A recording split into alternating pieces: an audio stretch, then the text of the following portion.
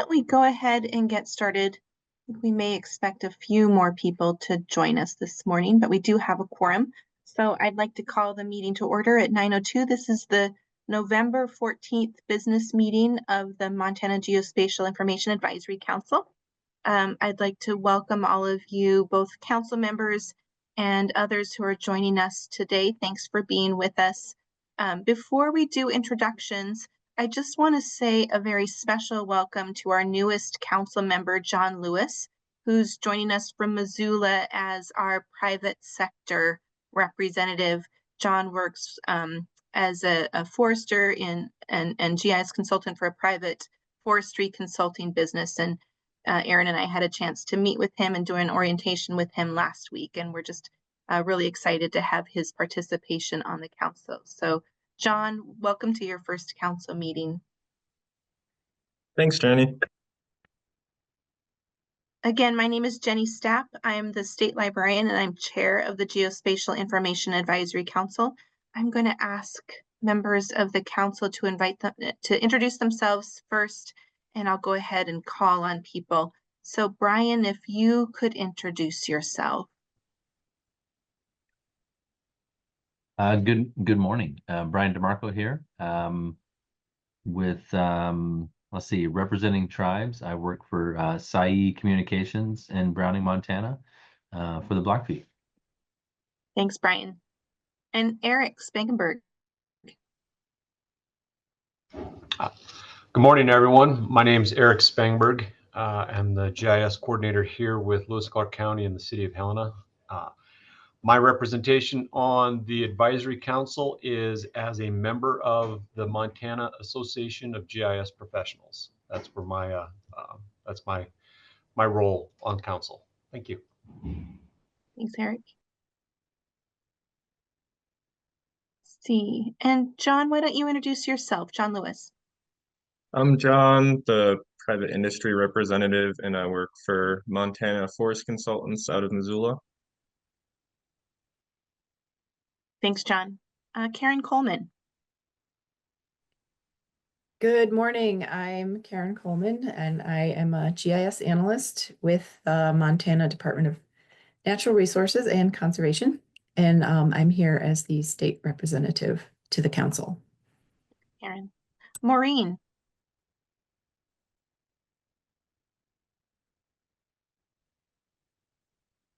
Good morning, everybody. My name is Maureen Sealander. I am the GIS manager for Custer County, Montana in Miles City, and I represent municipal and local government on the board. Thank you. Thank you. And Valentine. Good morning. I'm Valentine Hoff. I work at the Fire Center at the University of Montana, and I represent the Montana University System. Thanks, Valentine.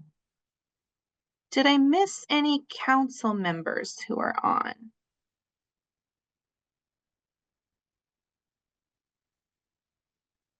Erin, will you introduce yourself? Yes, good morning, everyone. This is Erin Fashaway. I am the state GIS coordinator and I staff the council. Thanks, Erin. We have a number of other guests joining us today, so glad that you could be with us. We'll go ahead and get into the agenda, and I do have one change to the agenda this morning. Gail Jorgensen, the MEGIT president, has to leave a little bit early today, so I'm going to ask her to give her MEGIT update first thing before we get into the business items. Are there any other changes or additions to the agenda? Okay. All right, Gail, thanks so much for being with us. Thank you so much for having me. It's always a pleasure to be here and to see you all come together. MEGIP is busy. We have a lot of things happening. This week, we sent out an updated member satisfaction survey. We would love for all of the MEGIP members to check out that survey, participate, check it out. You can check in your inboxes, but also on your social media. We'd love to get your feedback. GIS Day, one of the biggest events for all of us GIS users in the state, is actually next week on November 20th. And last year we started this effort across the state to have these meetups. We really wanted to encourage our users to come together on GIS Day. And so last year we used open data and we were mapping power lines. We're going to continue that this year, but we have additional events that are occurring all across the state. So I'd just like to point those out. MSU in Billings is at the library building. MSU in Bozeman is having a special presentation, which should be awesome. The city of Bozeman is hosting Gallatin County, City of Belgrade, and Pickett and Associates at the Bozeman Public Library. We're also making that available to anybody that would like to join us. Helena, 10 Mile Brewery, Great Falls at the Civic Center, and Missoula will be upstairs at the press box. We're very excited to have so much participation in GIS Day. Another thing that I'd like to touch on is actually on your agenda later is the Montana Geospatial Information Plan that's in draft form right now. We have been talking about creating a special interest group so that we can have a review by GIS professionals for that document. Our next meeting is next Tuesday, and it's on the agenda to start forming that special interest group. We're continuing our collaboration efforts with other organizations within the state that align with MEGIP and GIS professionals, including MAP and MARLS. We have drafted a letter so that we can have some guidelines for that. We're working on that right now. Another thing that's really been surprisingly well received. 2 years ago, we added a social media person to our MEGIP. She's actually not a member, but she's part of the contract that supports us. And it's been so well received, we find that we need to actually create a social media policy. So we're actually working on that right now. It's in review, hoping that we can get that approved at our next meeting. And let's see, a couple other things that are happening. Conference planning is underway. This is the busiest time for MEGIP, just getting everything prepared for the conference that's coming in April. So in the next couple of weeks, you can expect to see updates regarding scholarships and grants.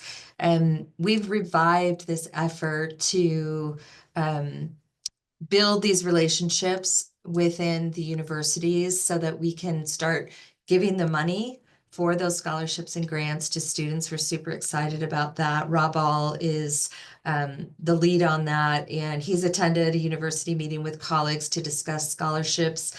And the aim is to distribute the scholarship announcement among disciplines, including computer science and engineering.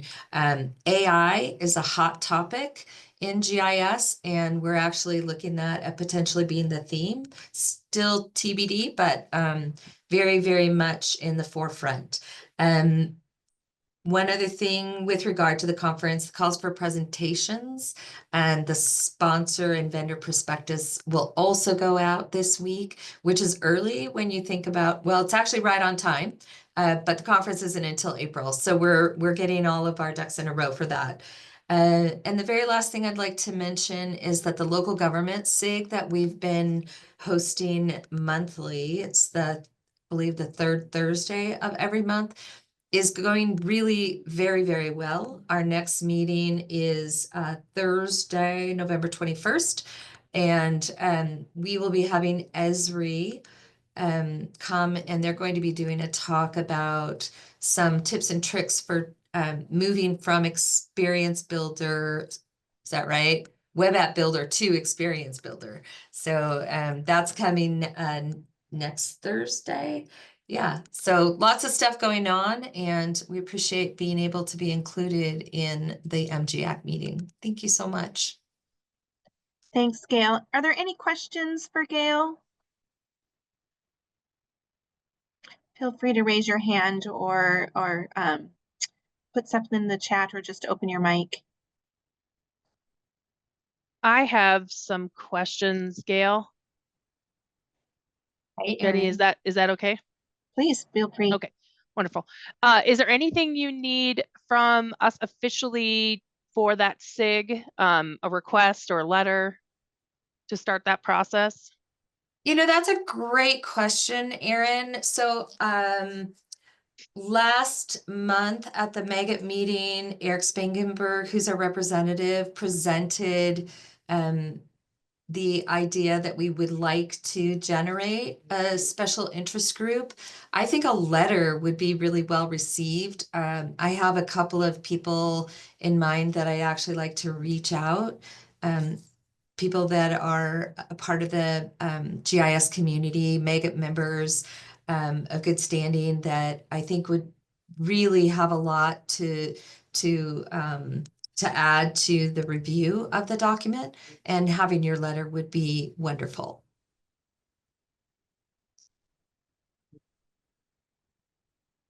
I Thank have a you. question for you, Erin, if that's okay. Sure. So we have spoken about this draft document, and I wonder if you have an idea of the timeline for adoption yet. Last time we spoke, I don't think we knew that timeline. That's a good question. So, the MSDI theme leads are going to be meeting next week, and we will be discussing the document. We plan to have at least one more working session meeting. I hope to present, I think that it would be nice to go out for official public comment in January and then adopt in March. Jenny, I think that follows our timeline. I think so too, Erin. Yeah, so we will hope for adoption in March and having something ready to go for the council before, well, obviously for the council meeting in January.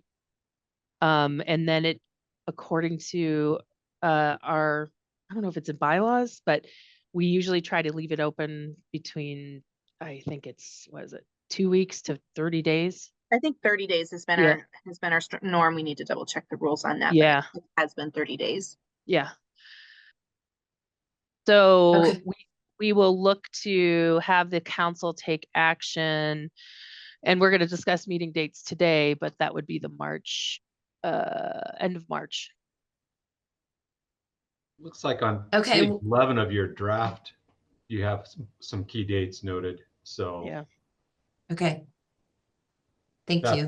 that are actually put in, looks like they're codified, you know, so September 1, the review of the land plan. So if we have it out, like you said, here reviewing in March and that time frame, we're probably well in line with some of those dates, I think. So.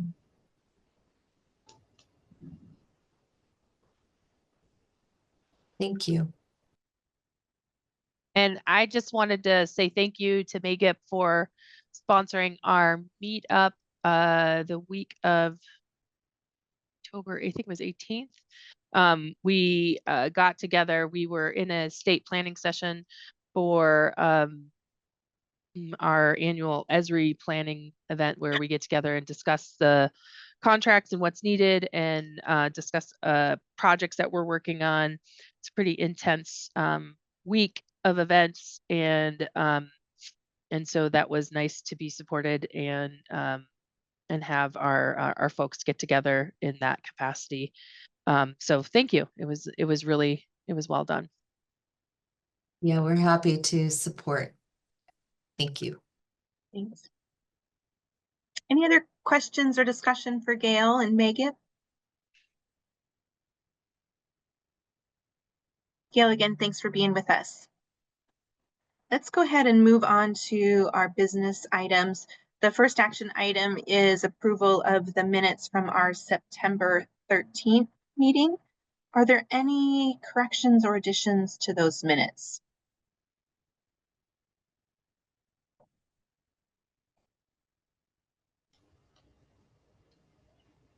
Hearing none, is there a motion to approve? I move we approve the meeting minutes. Thanks, Eric. Oh, Is there a that- second? I'll second. Thanks, Valentine. Any other discussion?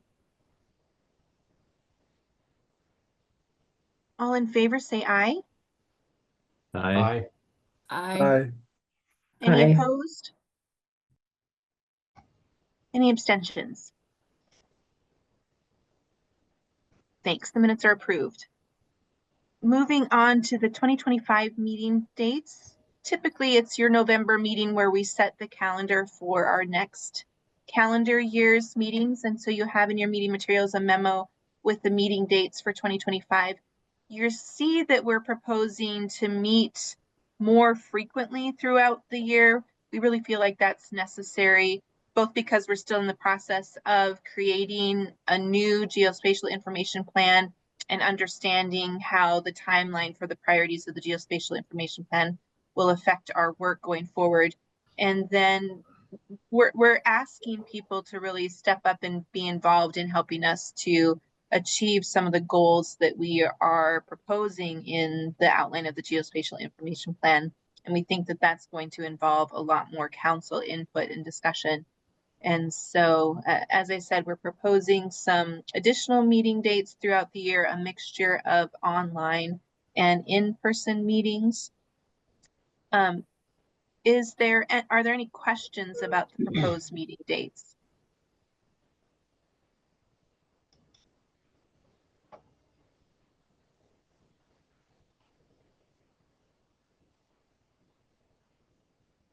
Is there a motion to accept the proposed 2025 meeting dates?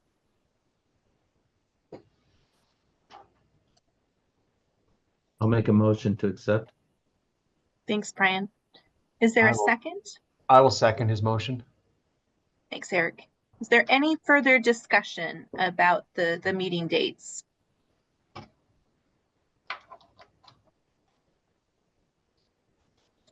Is there any public comment about the proposed meeting dates?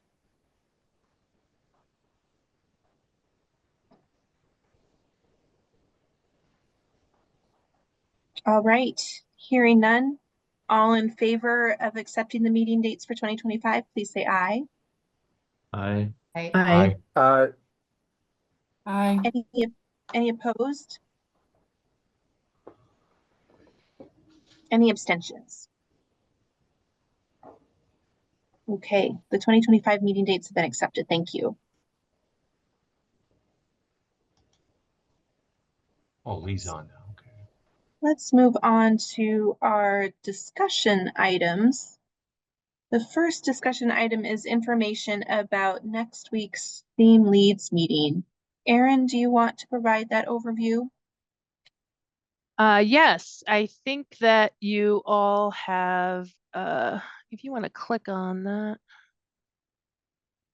memo.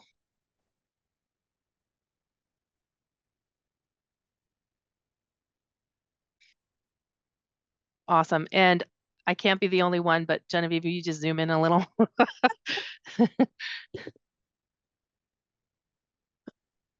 Thank you. Wonderful, thank you. So why this is included under the strategic planning report update is because this falls in line with a lot of the work that we are continuing to accomplish under the goals of the strategic plan. And so it's been a few years since we've had an annual meeting or a regular cadence of theme leads getting together to discuss what it means to be an MSDI theme lead. And as a part of the strategic planning process, clearly we've already set some rules and workflows in place on how to adopt data policy standards and best practices through the council. And now it's the time to start training our theme leads on how to write theme plans, on our updates that we are doing to our website, and how to fall in line with our new workflows for communicating to their working groups. So we're going to be covering a lot next week. We're basically going to be setting the cadence for the next year and a half. And our overall goal is to train the theme leads on how to develop their data matrices, which will inform the development of their individual theme plans, and it will kick off the work to re-engage with their working groups. And so the goal is, it's pretty lofty, but feel like we can do it. The goal is to have all data matrices completed and all theme plans completed by, and this will be outlined in the final version of the Geospatial Information Plan, to be completed by June of 2026. So we have about a year and a half, and that will take a lot of council interaction to not only hear reports, but hear requests for policy, hear requests for approvals of theme plans, reviewing of theme plans. And so we are starting that process and probably setting a cadence for checking in with all the theme plans. And then, of course, having our regularly cadence of meetings. And this will be a big one, kind of like a reorientation and training. Michael and Troy will be working through the training for the data matrices, since they've already started the process through some of the work that we've done with AppGeo. And so one matrice has been started for elevation, and then one has been started for addresses, and that was presented, I think, at the July meeting to the council. Just it was more or less a status of what we were working on and some of the accomplishments we've had to date. And then it's really another big point of the meeting is to understand what's needed from the theme leads, what support they need from the state library to be successful at theme leadership and stewardship. So I'm really looking forward to it. Michael and Troy and I have been working hard to make sure that we're prepared and to kind of kick off this new and reinvigorated way of coordinating our themes within our communities. Great. Are there any questions? I think one additional point I want to make is, as Aaron said, we're sort of recalibrating the expectations for theme leads. We've had these expectations in the past, but we're really working hard to standardize those expectations and to really put an emphasis on data standardization and communication in particular. And so that necessarily creates expectations for the theme leads that we want them to meet. We already know that within some of the Montana spatial data infrastructure, like geographic names, we really don't have the capacity to meet those expectations. And in looking at some of the other themes, it's likely that we don't have the capacity to support those expectations as well. And so I think that then brings back some questions to the council about when we have themes that have been approved by the council that fall under the umbrella of the spatial data infrastructure, where we're not meeting those expectations. What does that mean for the future of the theme and how it's identified as part of the infrastructure? So those are questions that we don't necessarily have answers to right now, and important questions that I think will come back to the council as we go through this process of setting those expectations and standardizing these expectations and processes coming out of this work. Absolutely, Jenny. And I believe that we will be bringing potentially new ideas or new classifications um, of some of our spatial data infrastructure themes, specifically some of those that are managed federally. What does that look like? Perhaps there's a categorization. And so we've started those discussions. We've had a lot of those internal discussions and discussions outside of the library. And I think it's time to call those into review and to see if we're still on the right track.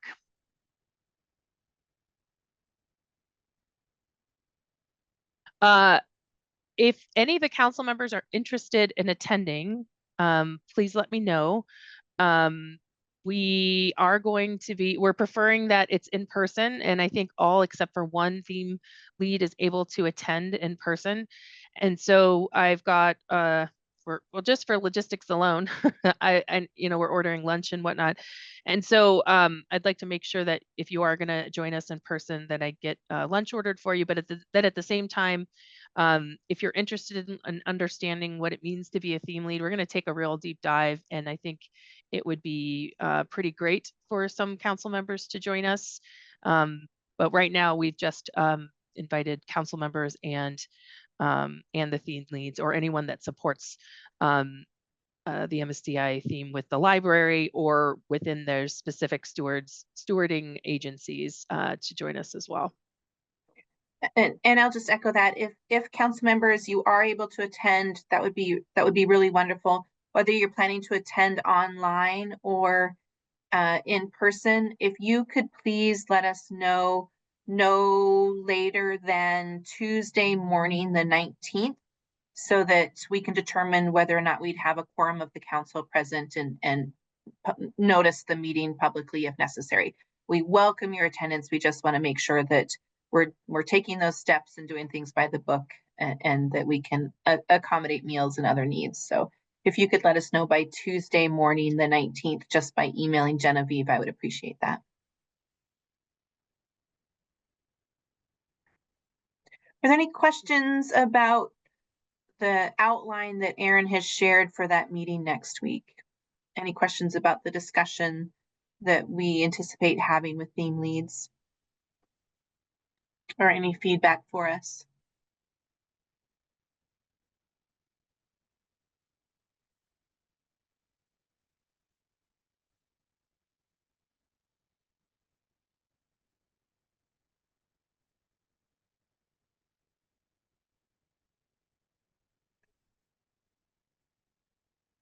Aaron, is there any other strategic planning updates you wanted to share?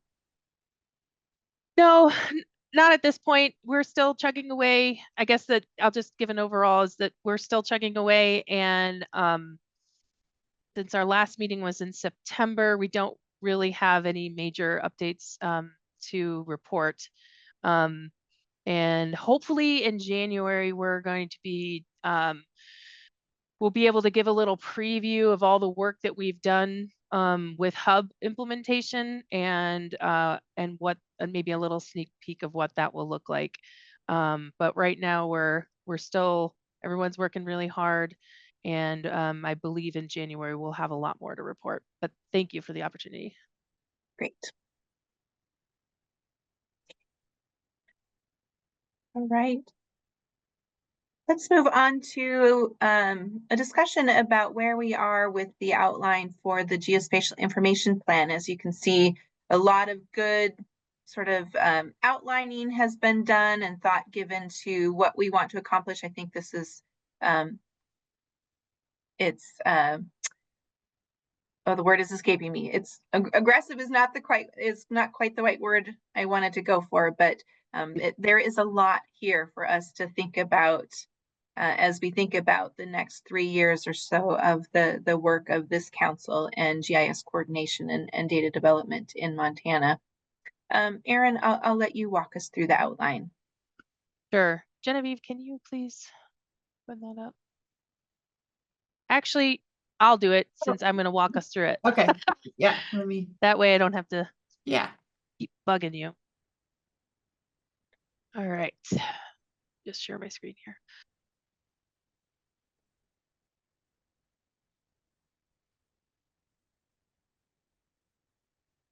Okay. And can you all see it? And do I need to zoom in more? If you cannot see it, let me know. Looks good. Yeah. Okay, perfect.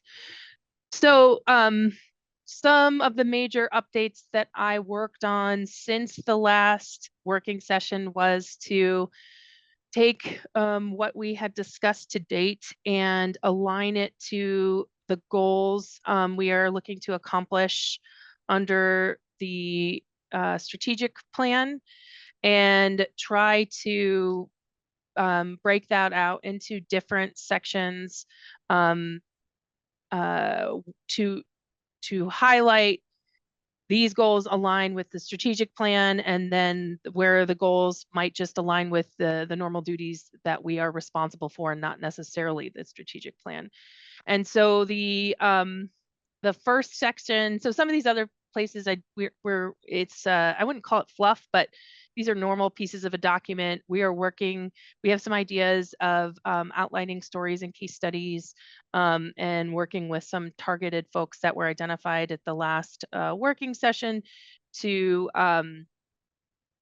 help write and develop these case studies, specifically some grantees, and just other data partners of ours that we want to highlight some pretty special stories there. And so if you did, as a council member, volunteer, and I don't have that list in front of me, but I can find it, I will be contacting you within the next week or so to make sure that we're getting these stories developed. I would envision that these stories then we can take and use in other types of publications and outreach and communication that we do. So hopefully, kind of like a write it once, use it multiple times scenario.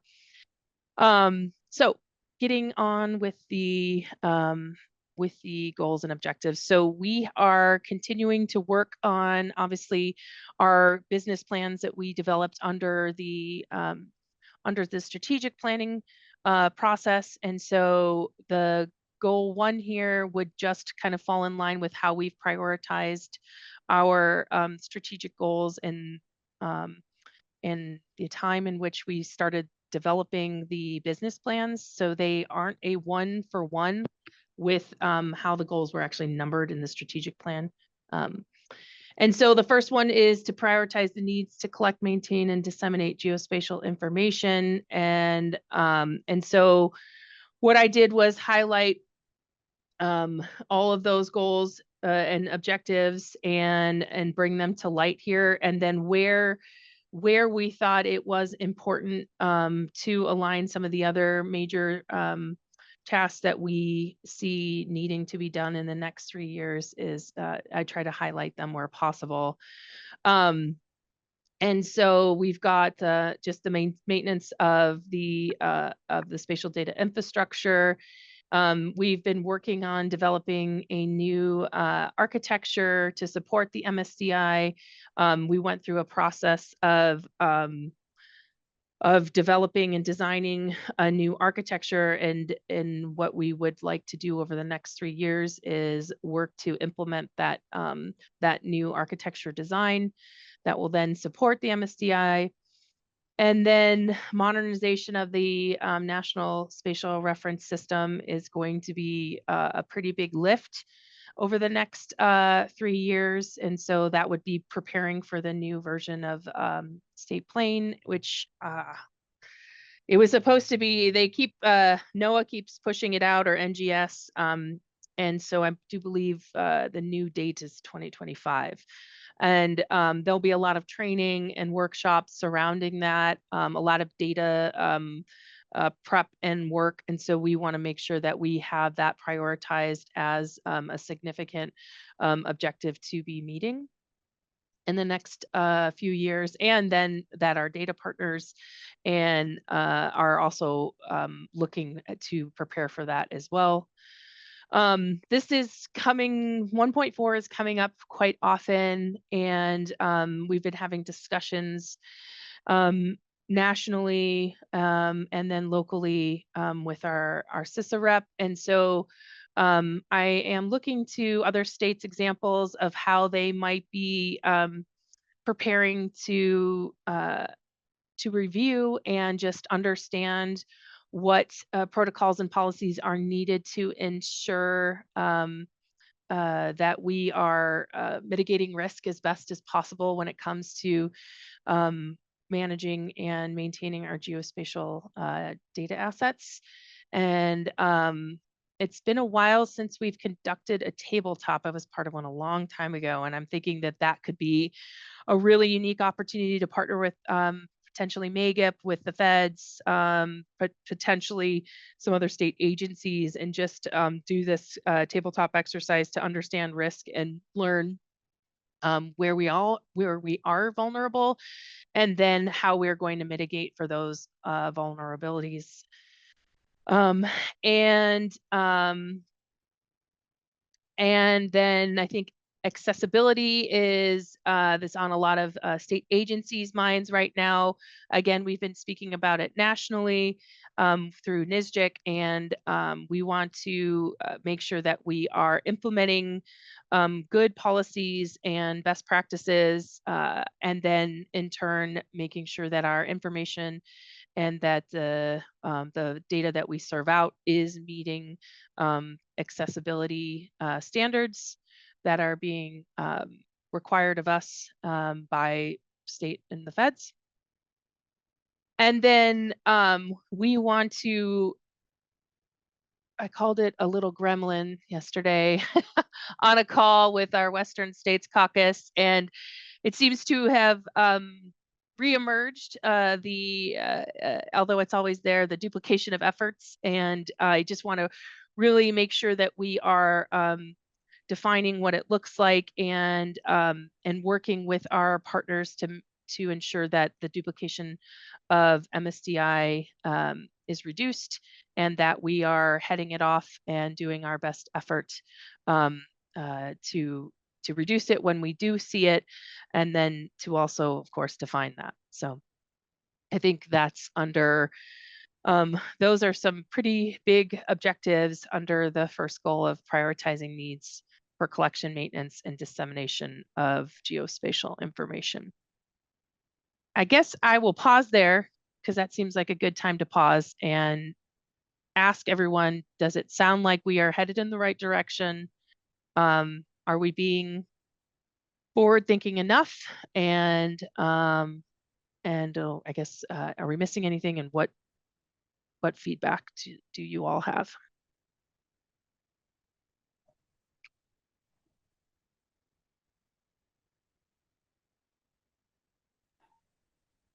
I just want to say, Erin, that I love the direction that this is going. It feels like a really strong and actionable plan. It has more meat to it than it has in the past, and I like it. Thank you, Lee. Appreciate that.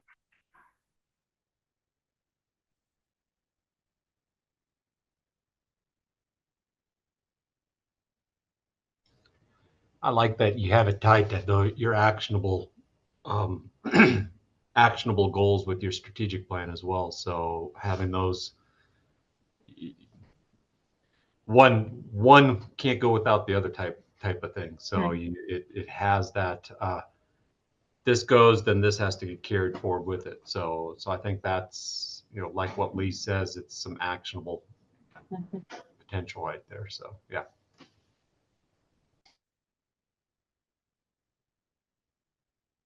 Derek? I really like the idea of prioritization, Erin, because I think that will help reduce a lot of the duplication. So I think that, especially with the MSDI themes, looking at the prioritization of those, and that will help reduce that duplication of effort. Thanks for pointing that out, Maureen.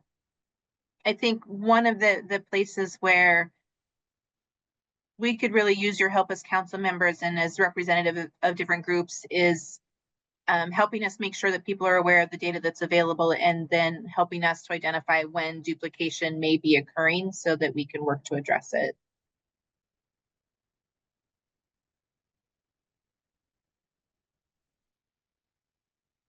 Right. Okay, so if you guys are cool, I'm gonna go ahead and keep moving forward for priorities for geospatial communication or geospatial coordination. All right. So next up, communicating and coordinating around geospatial governance. So we are starting to lay the groundwork and the framework for what it looks like to advance policy standards, and that should say best, not business, best practices. And so we will make sure that we are following in line with what we've outlined within the strategic plan and what we hope to achieve there. We will work with our own state internal offices, with the CIO's office, and then the chief data officer, the his office, to ensure that we are having those two representatives at the table is going to be extremely important moving forward, along with working with our own individual stakeholders for each theme, putting out more expectations, or defining those expectations with theme stewardship and theme leads, and then just our partners on what geospatial governance will look like in the future, and then starting to implement some of those. So defining policies, standards, and best practices, and then starting implementation and what implementation could look like. That is huge in itself. So, this is an ultra marathon. This is not a sprint, and this will be very important to us moving forward. And again, this is another way of how we're going to be reducing the duplication of efforts and ensuring that the MSDI is held to that wonderful standard, and then it is utilized across all state workflows, and then hopefully integrated into local government business practices and workflows as well, including tribal and federal. And so there's going to be a lot of education and training that's needed, along with communication and outreach. So we will plan on continuing to train on the workflow for adopting standards and best practices, and then, as outlined with the meeting next week, with the MSDI theme leads, actually prepare for the implementation and defining of these policies and best practices. We will be continuing to do targeted outreach and communication. We are writing a plan that will help us, a communications plan and templates, and that's again a part of our strategy, that will help us stay on track, and then be more effective and efficient in our communication. We will plan on outlining what our activities are going to look like for that 3-year period, which will also help benefit planning for budgets and being prepared to send the right people to the right event, and potentially have some of our own events. We had an imagery summit last December, and it was wildly successful. And hopefully we can do more activities like that moving forward, depending on what we're trying to accomplish within that year. We want to continue to do targeted outreach to our tribal data partners. That is very important to us, and has been identified as being its own task, to make sure that we are engaging with that group of stakeholders, and then identifying and looking for funding partners. And so that kind of sums up this section here. Are there any questions or comments about this section?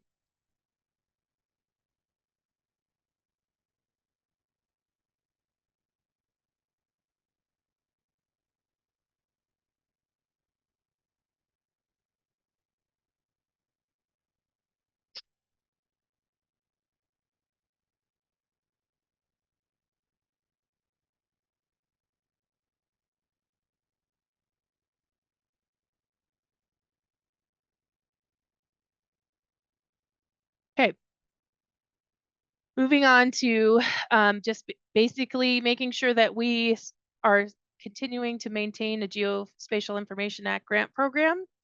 And so the first objective would be to, maintain a program according to code and rule. And some of the comments recently that would be that were given was to improve communication, the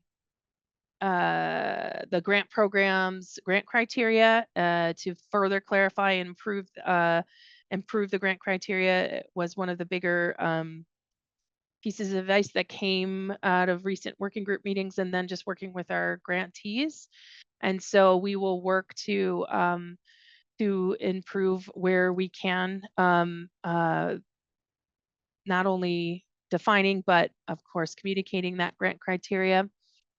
We are going to be conducting an internal review of the grant program and present those findings to the council. With some of the changes of code and rule, we have the ability to do a 2-year grant program.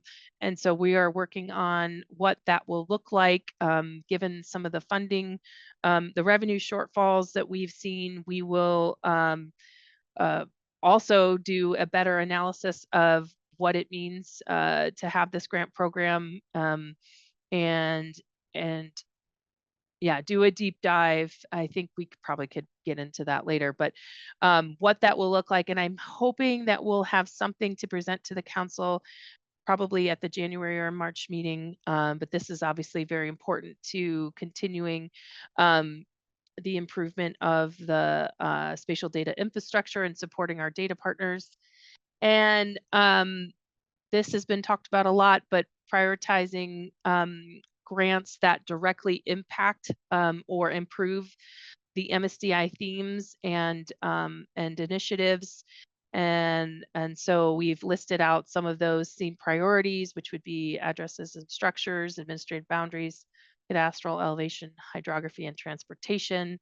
And some of those key geospatial data initiatives, which would be the supporting the next gen county data development, next gen 911 county data development, geo-enabling Montana's elections, and then the creation of elevation-derived hydro, which is created from using LiDAR data.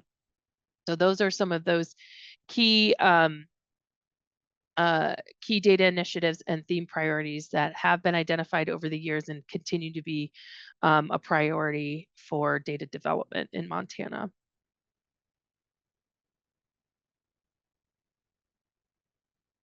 Are there any questions here? Not a question, but Erin, as you were providing this outline, it just struck me. I don't know why I didn't catch this before. I think probably more appropriately in this section, rather than conducting the internal review, is maybe assessing the internal review and using that to inform changes to the grant program. Because as you said, we are going to be starting that internal review here very soon and hope to actually present the results in the next couple of future meetings. So I think the results would be available before the plan itself is adopted. So I think really what the intent for the plan is that we're making use of that internal review to inform the grant, how the grant program is structured and moves forward. Point. Yeah, like Erin said, we really have an opportunity to kind of rethink the priorities, rethink how the grant program can help us advance the goals of the geospatial information plan in a way that we didn't have under the previous legislation. And we also have now close to 20 years history with running this grant program. And so we have a lot of great data available to us about what's been successful and what hasn't been successful that I think will help us hone that process more.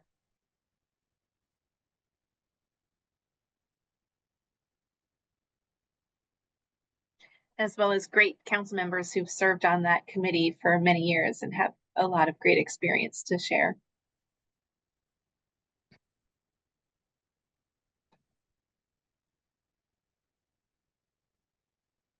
All right, no, if there's no comment, I'm going to keep moving forward. Okay. Thank you. So here is where we get into the tasks, goals and objectives that were actually defined in that strategic plan. And then just making sure that we are aligning the work that has not been fully completed or needs to be started into the geospatial information plan. So I was going to create this. I've got this idea of this image in my mind of what it looks like to have these two different plans, and so they kind of like they overlap each other, and they're very important, and they feed into each other. And so I just wanted to make sure that because we are working on so much of implementing the goals, that they were also captured, obviously, and they align with all of these the goals that were set in this section above. So this is a new section that's going to align the work tasks in what's, like I said, what's left to come for the strategic goals. So improve communication for GIS coordination. So like I had discussed earlier, we're going to continue to build a plan for how we are going to be communicating with folks, and then developing those templates. So we have this wonderful matrix that came out of one of our business plans, and basically that will define audiences and then the methodology for how we are communicating. But then now we are creating those templates so that we can employ the methods to these defined audiences. And then set a cadence for communication. Some communication is going to be one-off, but we want to be more proactive about just educating our audiences on what we have and what we're working on. So we'll see a more structured communication coming out about the work of the library, and then the work of the spatial data infrastructure. And we have moved all of our support structure. Well, we're in the process of moving because old habits die hard, and we are training and educating our patrons and our users on how to use our new systems. And so we have this tool called ServiceNow, which you have probably all worked with or have heard me discuss.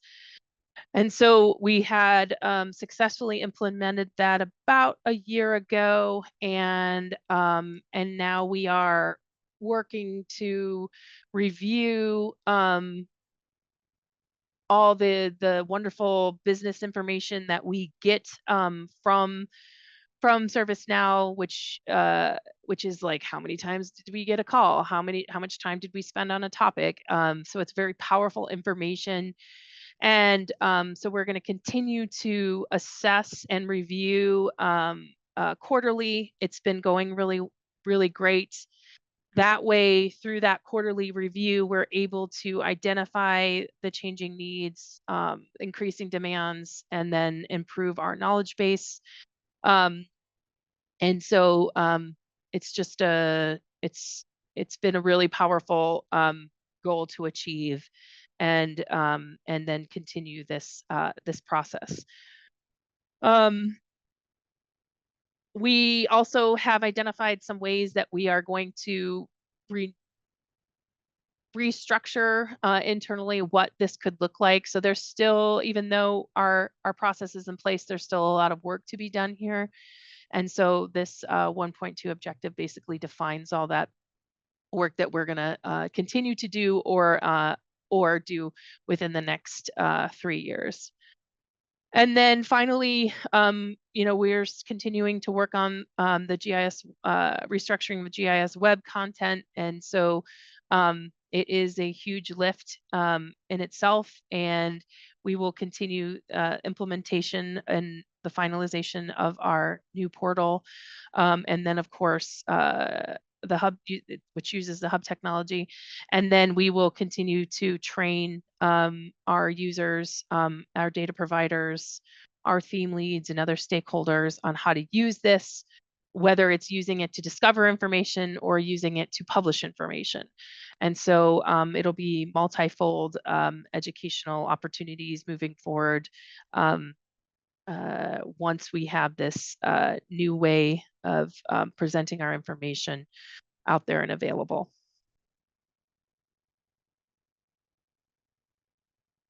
Any questions here?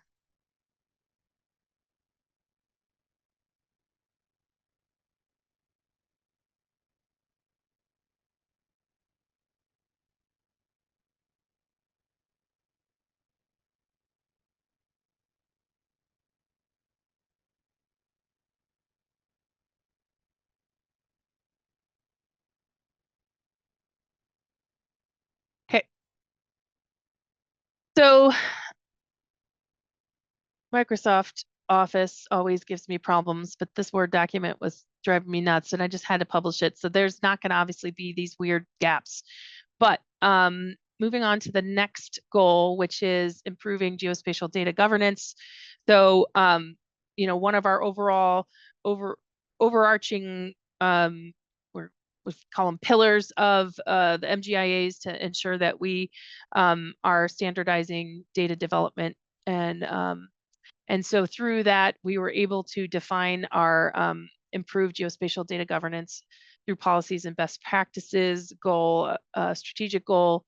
And we have developed a business plan to achieve this. And I have highlighted some of the major objectives of that business plan within this document here. So again, like I had discussed earlier, we are going to make sure that we are coordinating with the Montana CIO's office, the CDO's office, and the council to make sure we are fulfilling our responsibilities of defining geospatial governance scope and responsibilities. And then we will work to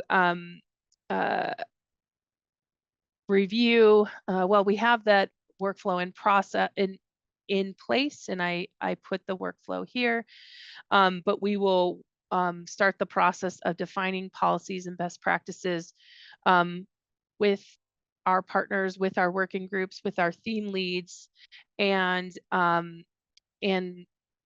develop a work plan for establishing data governance principles and policies. So we will see another plan come out of this, what it looks like. It'll be informed by theme plans, but it'll be something where because it'll be, I imagine a lot of work for the council and for some of these other partners to go through this review, and we want it to be a thoughtful process. We will develop a plan that will align with the theme plans and this geospatial information plan on how we would like to adopt policies and then put them into place. So again, it's a heavy lift. It's not saying everything is going to be adopted. It's what that future is going to look like.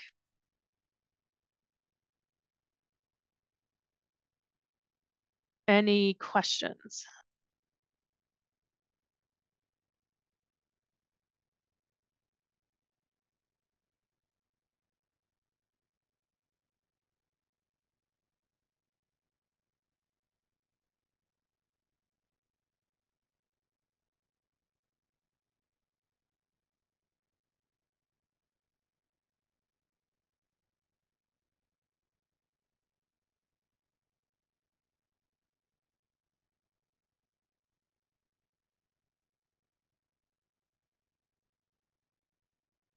Okay.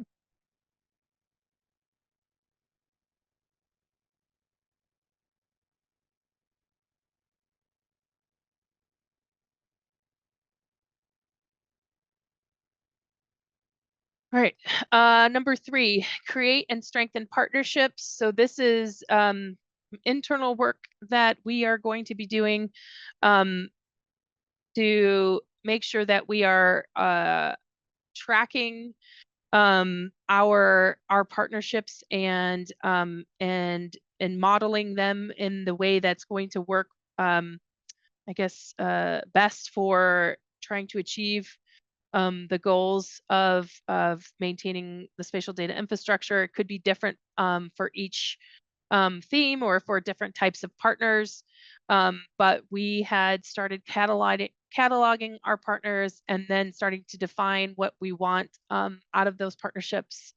And we even developed some models for maintaining partnerships. And so we will continue to review those internally. This is one of the goals and some of the work that we've done that we have not yet published and communicated to the council. So look to probably see some communication on that maybe at the March meeting on what the models look like and how we are managing those partnerships. As you could probably imagine, there is a lot of information that we ingest and federate into our statewide data layers, and certain types of partners, we have certain models, and it just basically helps us be better stewards of the spatial data infrastructure and be more organized. It also helps us identify how we would like to reach out for new partnership opportunities. We will be able to target new projects and opportunities, and then make sure that we're prioritizing those throughout the year. And it basically helps us define how we see our partnerships, and then also define if any partnerships are in need of more support, and to ensure that we are prioritizing the partners that are needed for accomplishing the work of the Geospatial Information Plan, and then each individual MSDI theme that we steward, and then supporting our other theme leads in their partner building.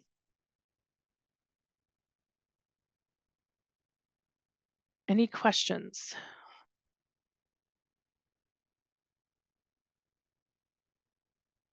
All right.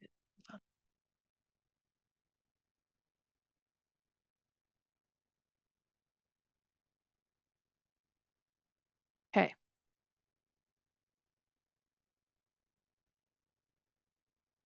All right. And number 4 is improve MSDI geospatial data value. So so this is maybe one of the more fun ones, because it actually is getting into data development and maintenance.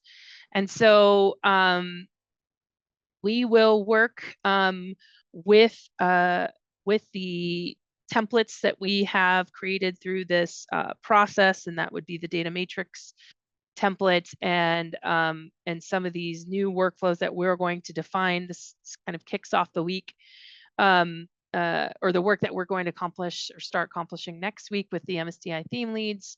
And so basically, that is, we are going to start to define those data sets and those data themes. And we have already completed this process for elevation and addresses and structures. We will define the measures for geospatial data value, and we will continue to assess the data and data themes that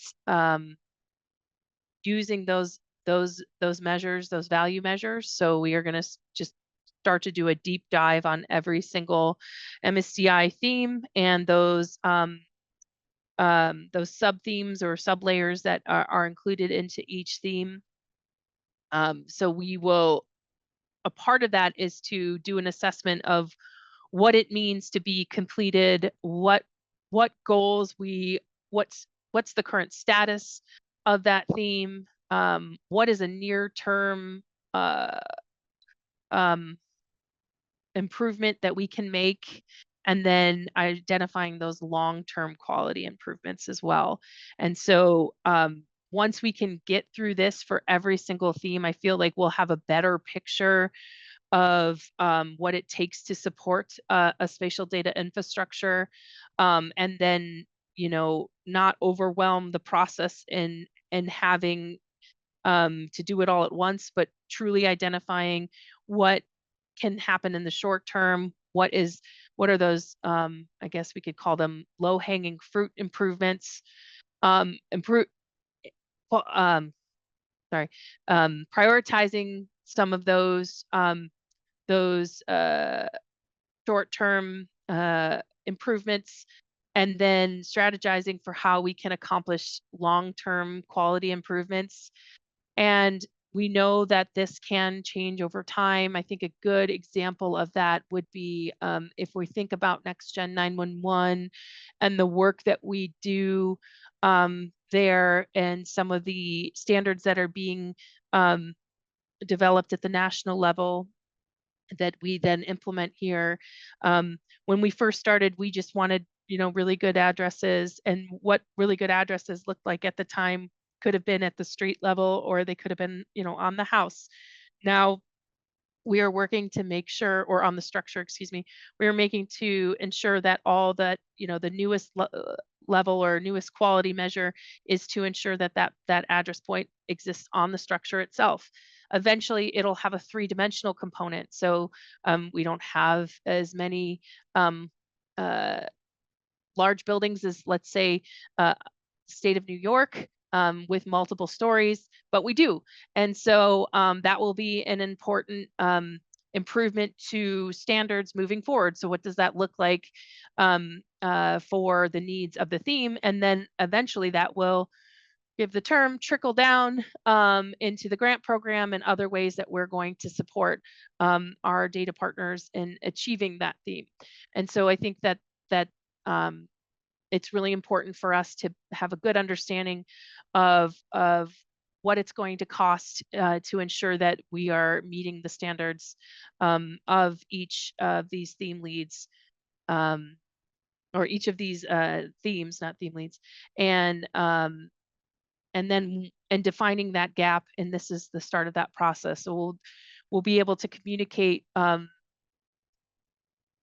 where we are, where we need to go in the short term, where we need to go in the long term, and what and hopefully what the value or what the cost is going to be. And I think that's really important. Some of the things that the council has asked for.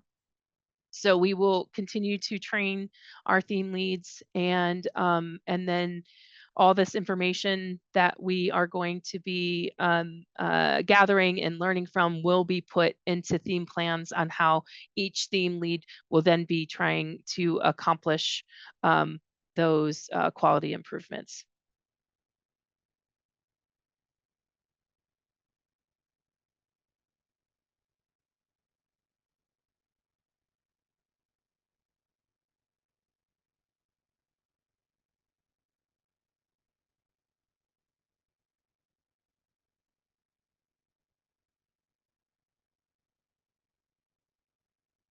That's a lot. Are there any questions about improving geospatial data value?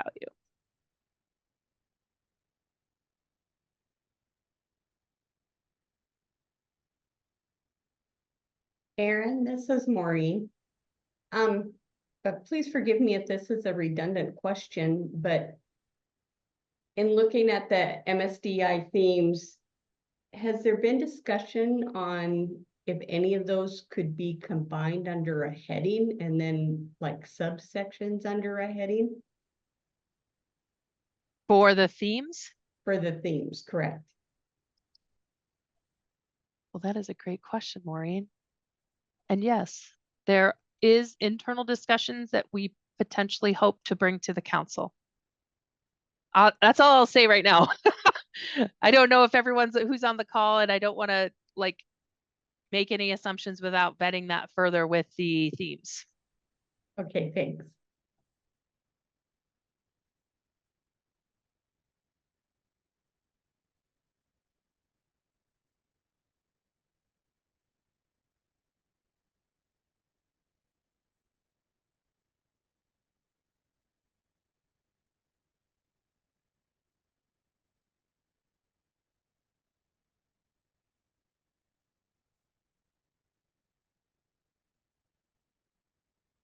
Anything else?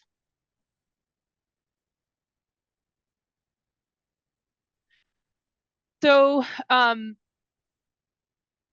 what we hope to do is present the budget with what we have currently allocated and what we have, what we have appropriated, what we have allocated, and then where the gap exists. So we can start defining what that gap looks like, and if there is one, and then we will and then that will help us make we'll be better informed to make future requests when we have opportunities, or potentially discover new funding partners, and potentially look through federal programs. And so this will outline not only, I'm not quite sure if this budget with what we are trying to accomplish is going to be, if we're going to be able to define the gap yet. However, that is a goal. And so that in itself might have to be further defined moving in the future. And so we could put our appropriation and what we plan to ask for in this budget, and then come back to identifying that budget gap at a later point in time, because we are going to need, right now, I'm not sure we could truly define a gap unless we kind of discuss about some of the, well, the grant program gap, and then the architecture gap. I think there's some things we could internally define, but that will need to be done through a lot of work that the stewards and theme leads will be doing over the next year and a half. So I think it's good to have a goal of defining the gap, but it might not be realistic yet because we are still defining what the gap is to date.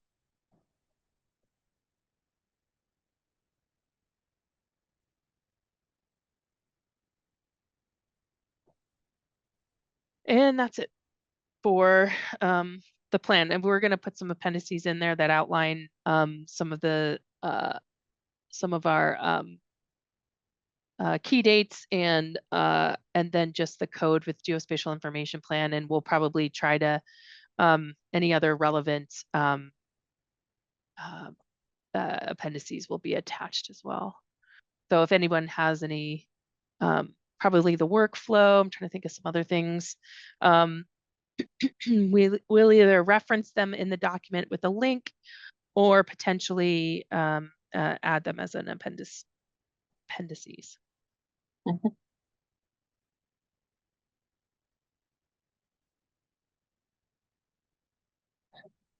So like Erin said, at this meeting, we want to know kind of, are we on the right track? I think this is incredibly comprehensive. There is a lot here for us to think about over the next 3 years. So we may need to prioritize some of this work, just understanding how detailed it is and how the limitations of the resources that we have. So are we on the right track?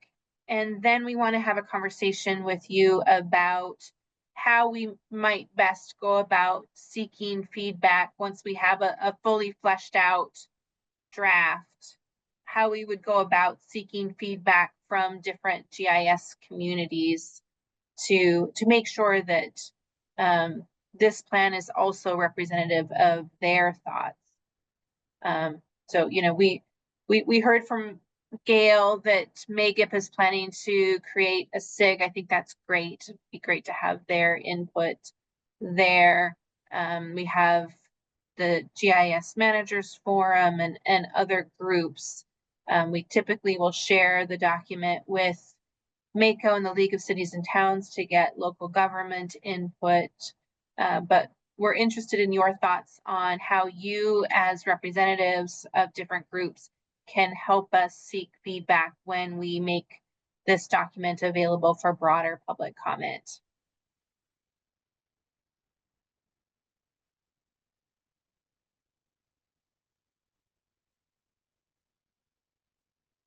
I think I think you're on the right track. I think this is great. I've heard the actionable pieces. I think that's fantastic, right? Develop a plan that comes with action, and then, you know, seeing the budget pieces where maybe we've got a shortfall and we've come up with a plan for those. The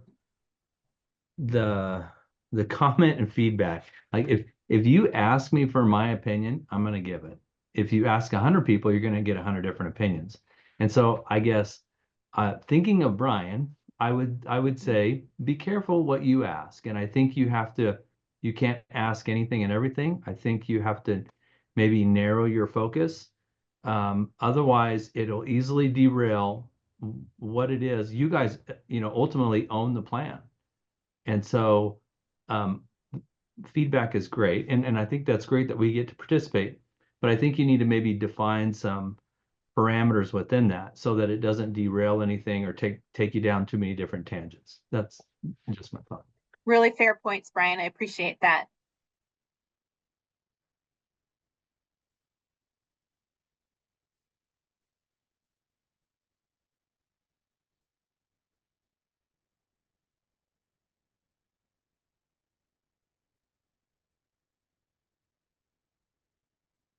Brian's point, I hope through the MEGIP-SIG, for example, that we can get sort of consolidated feedback that represents the opinions of that group. So if there are other groups to which we can seek that kind of collaborative, cooperative feedback, we'd sure appreciate knowing about them and also your help in reaching them.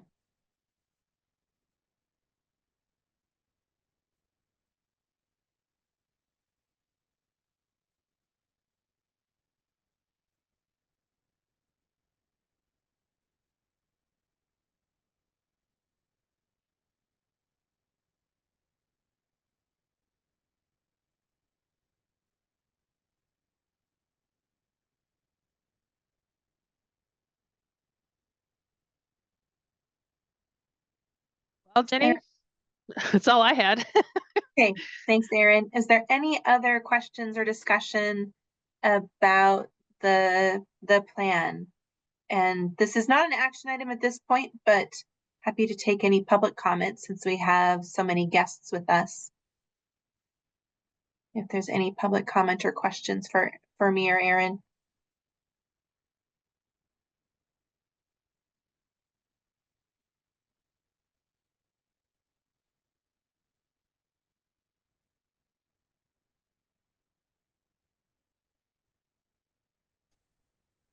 Okay. Are you asking for public comment on the plan? I'm sorry, or is this? About the plan. Okay. Yeah, Mindy, thanks. I do have a public comment, but I'll wait till the end. Yeah. Okay, sounds Thanks. good. Yep.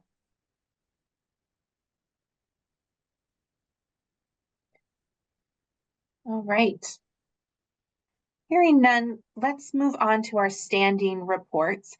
And Gail's already given her report. You have in your meeting materials both the first quarter financial report as well as the MGA collections report. Melissa's traveling today, so she couldn't be with us. So I'm going to handle these updates, and I also have Ashley Kandich, our accountant, with us in case you have any questions that we need her input on to answer. The first quarter financial report was reviewed by the commission at their October commission meeting. Generally, things are on track. There are a couple of things that might jump out at you, and for council members, when you're looking at these quarterly financial reports, I think one of the easiest things for you to look at is just that percent expended column. We're roughly a quarter of the way through the fiscal year, and so you would expect expenditures to be kind of about 25% expended or so early on. And you can see for the most part, we are underspent early in the fiscal year. A couple of things that might jump out at you. One is the information products line, that $1,400. That was an expenditure to wrap up some work with the consultant that we used for our cadastral rewrite, there were a handful of expenditures that carried over into this fiscal year that were wrapped up right at the start of the fiscal year. So that line item is just accounting for the expenditures as we wrap up those planned expenditures at the start of the fiscal year. And then the other one that might jump out at you is the RTN expenditure. That's a little bit closer to 56% expended. And that results from the need to move around some personal service dollars. You'll see those changes reflected in your second quarter financial report, but no cause for concern there. And then, like I said, in other categories, we're either underspent or on track for this fiscal year. And then you have the account balance available to you there. You're all aware of the very significant decline in revenue that we started experiencing about a year and a half ago that bottomed out last spring. With the cost saving measures that we were able to put in place at the end of the last fiscal year, we were able to retain some dollars in that account. So at the end of the first quarter, there was about $700,000 in that account. We're still closely monitoring revenue and expenditures as they come in. And we'll be talking about this more as a council as we start to think about when we would reinstate a grant program and how much of an account balance we want to continue to retain in order to make sure that we're not faced with making dramatic cuts like we had to make in this last fiscal year. So we're comfortable that we've done a good job in managing the revenue and expenditures based on that decline in revenue. I think we would like to see that account balance be a little bit higher. Just for council's reference, by law, the maximum amount that we can have in that account is 2 years worth of appropriations. So that would be, close to $3.5–4 million. So we're nowhere near those upper limits on what we can carry. We typically don't come close to carrying that kind of account balance. We want to make sure that we're actively managing the money in that account, but also want to make sure that we have a healthy cushion for periods when we see these kinds of sharp declines. Are there any questions before we jump over to the collections report?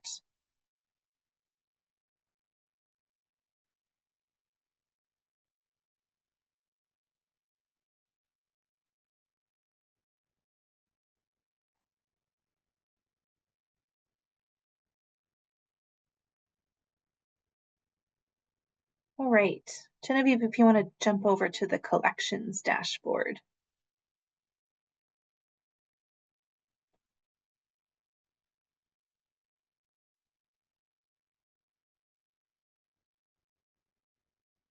And so if you scroll down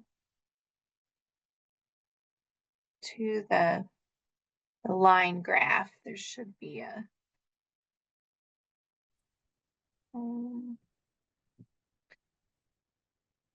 somebody might have to remind me how to get to the line graph that shows the collections by month. I think it's the monthly collections tab there. Okay, yes, sorry. Yeah, I can share my screen if you want. Okay. There we go. Is that the one? Yeah, and then if you just click on the 2025, I think sorry. Yep, no, you're good. You're great. If you just sorry, I have too many Zoom windows open on top of it, so I'm give me a sec. Let me move those out of the way. If you just click on 2025, it'll kind of highlight, you can see there, click on it again.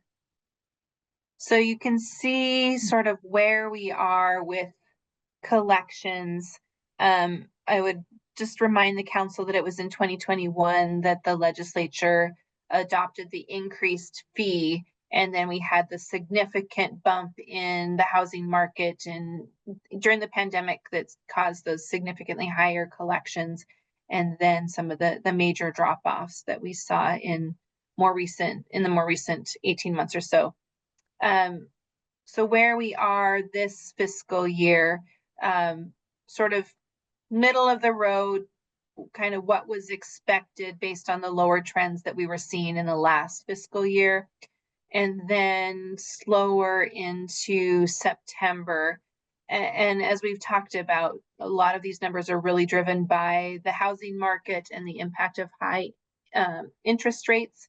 We know that the feds have lowered the interest rates now a couple of times, but if you were monitoring particularly the mortgage interest rates closely, you'll know that those rates actually ticked up a little bit around the September interest rate drop, and they haven't come down much more since then, even with the Fed's action last week. So I don't think we're seeing quite the uptick in the housing market or refinancing that we would hope we would see, and we'll continue to have to monitor what's going on with that interest rate and impacts on the overall housing market.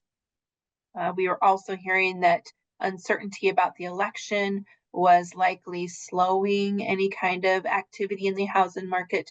So now with that behind us, again, we'll have to monitor and continue to see what happens and how that is impacting the housing market and thus the recordation fee going forward. All of that to say, all indications are we need to continue to be very, very prudent in our expenditures as we continue to monitor our expenditures going forward compared to the revenue.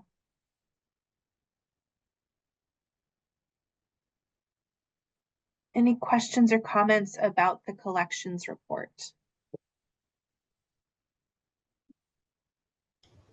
I really appreciate this dashboard. This has been, quite honestly, it's been an invaluable tool for me just to communicate with our local folks here, you know, in terms of our county treasurer and our county fiscal officer in regards to, you know, what we potentially have in our local account. But overall, it's just, you know, so I do appreciate this, and it's these trending table like this is actually really powerful in sharing where things are at. So thank you guys for putting this together. So thank you, Eric. I appreciate that. Sorry, I was going to say, when you're using this tool, hey, Genevieve, could you do me a favor? And can you click on the top three, FY 19, 20, and 21 in the table, or the, yeah, you're doing it. So you can turn these on and off. And I think that that's really, it's really nice. So it's a feature of this, of the dashboard itself. And so that might help.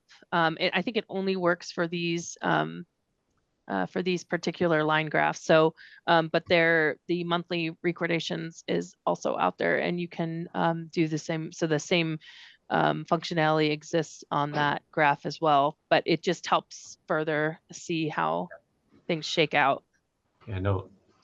Yeah, these line graphs where you have that ability to toggle, you know, in this case, fiscal years on and off are really, really nice. So yeah, I've used these a couple times with some other things. So yeah, I was before you even said it, I was toggling things on and off, and I was like, oh wow, look at this. So pretty cool. Thank you. Thanks, Eric. And then in regards to the reporting, so I think we've informed the council of this, but you know, we've got new members, and then there's some new folks on the phone, that this is reported to us via the Department of Revenue. So the local government reports to the Department of Revenue, and then we pull from their databases, and we run this every couple weeks, I believe. But you should know that and this is just a normal reporting, that they are about a month and a half behind, and so we will see an increase. I've never seen a decrease. I guess it could happen, but what happens is you know, it's just they continue to rectify some of that reporting, and so we are taking that into account. So right now we don't have October reported. There's probably some numbers in there, but it won't be till probably December where we start to see real numbers, or the end of November for October. And even September can increase. So that's just something, if you're going to pay attention to this over time, you should know that these numbers can continually to increase. Probably won't see drastic increases for September, but we'll probably see some increases for September. Thanks, Erin. And I would just remind everyone on the call, when you're looking at the difference between the financial report and that dashboard and the collections report, the financial report is actually our financials. It's a report of the actual dollars coming in and actual dollars going out. The collections report is based on that reporting, and as Erin said, it continues to get refined. So I think it's really more about the trends in the collections as opposed to an actual fiscal dashboard. So be mindful of the difference in the two. Yeah, I just discovered something real quick also for those of you looking at the local government, looking at your county level data. When you toggle your county, that graph right there for monthly collections and monthly recordations adjusts to show that selected county. I just discovered that totally by accident. Cool. So Genevieve, if you minimize the screen you're in, yep.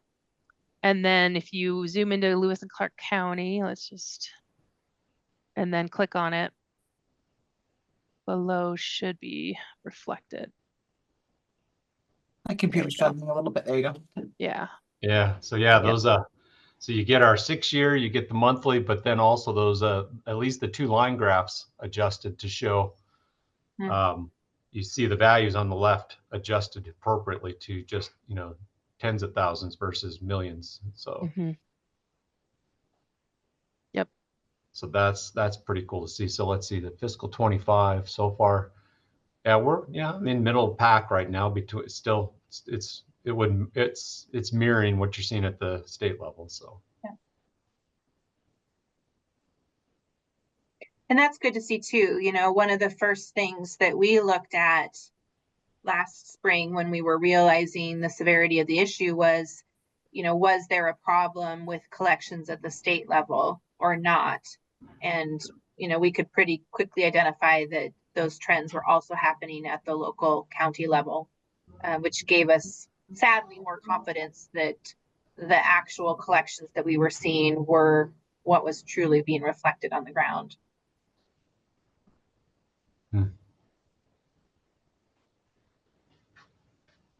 James is on board. All right, if there's no more questions, let's move on to Erin's coordinators report. Erin, do you want to open that or do you want me to? Open it. All right.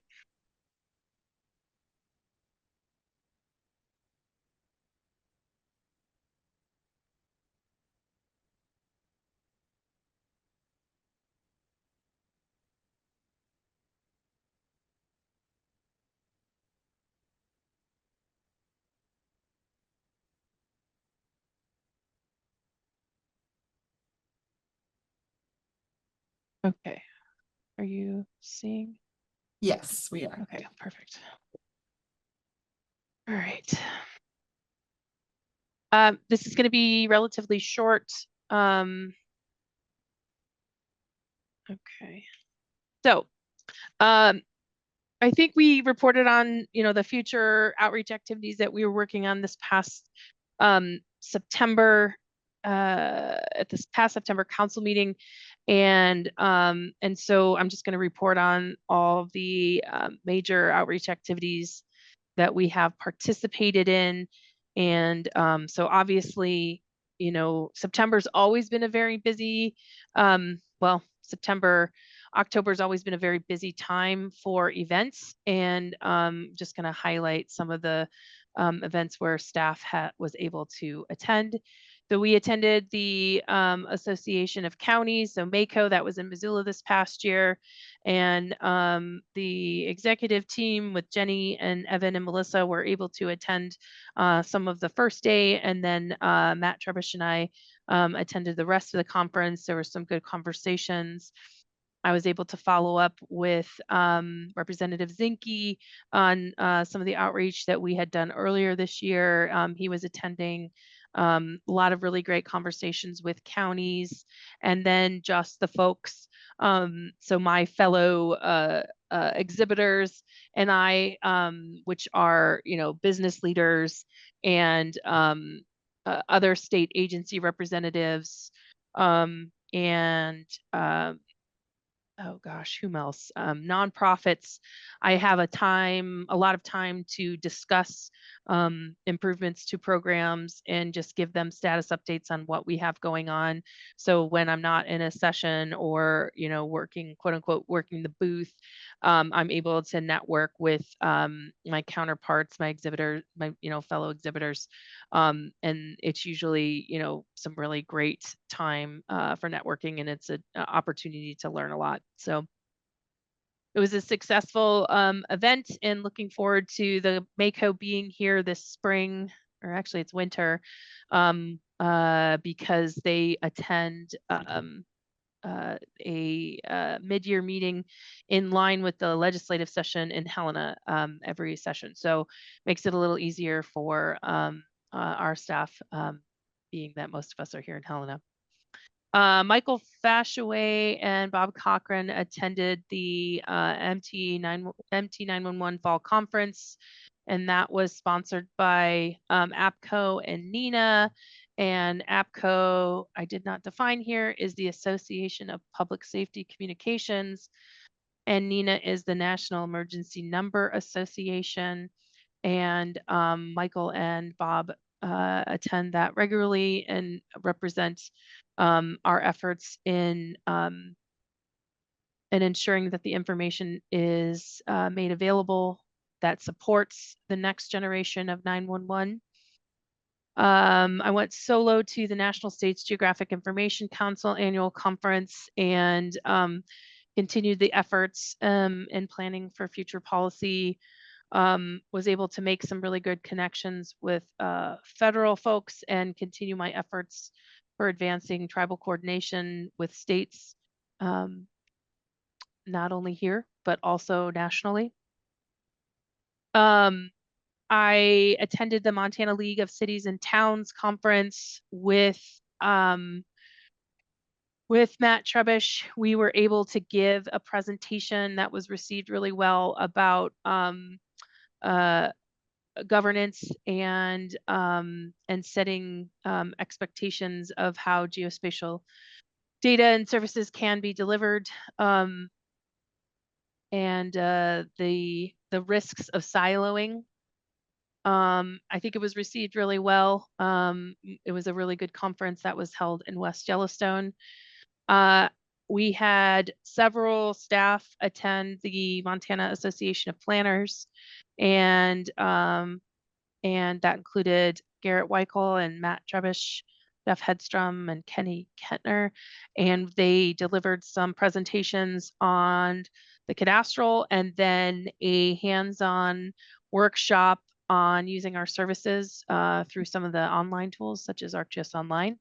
And that was really well received as well.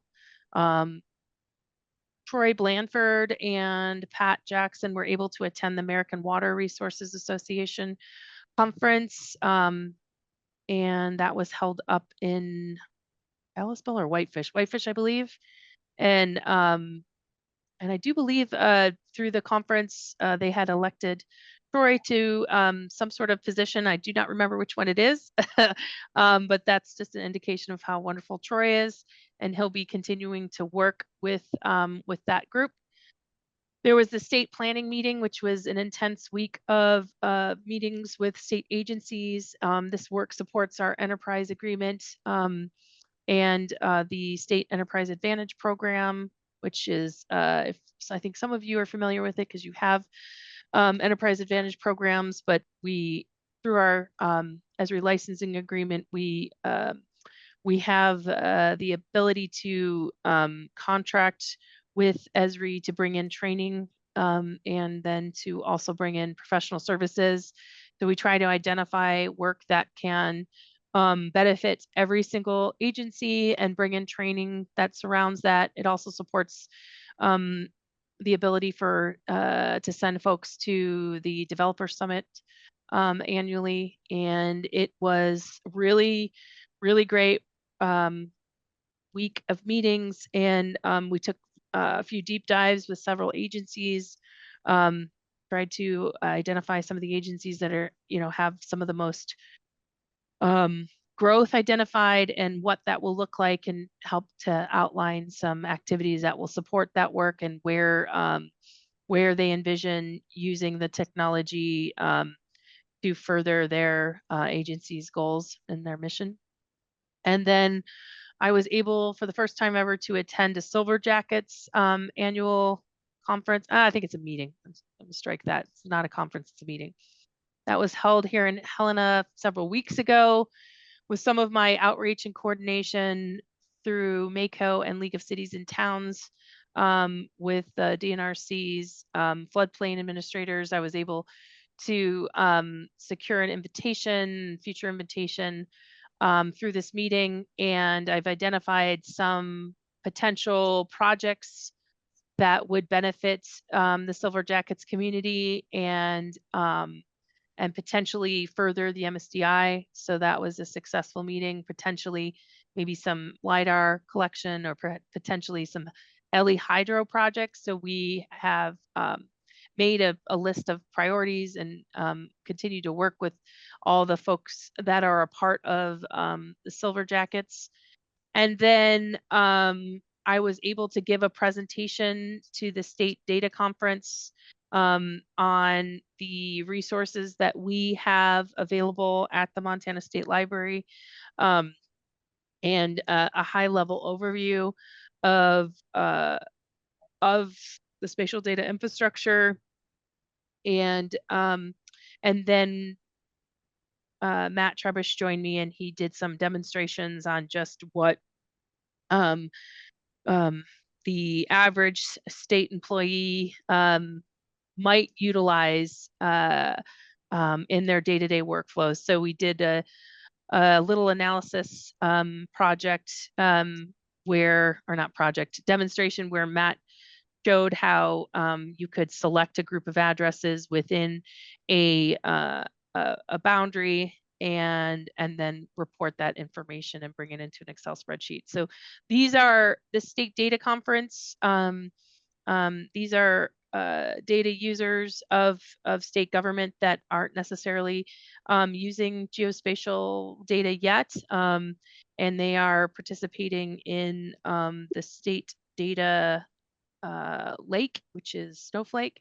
And so it's connecting those business data layers that have not been geospatially enabled yet, and teaching our colleagues on how they can geo-enable or make that geographic connection to their individual business layers. And then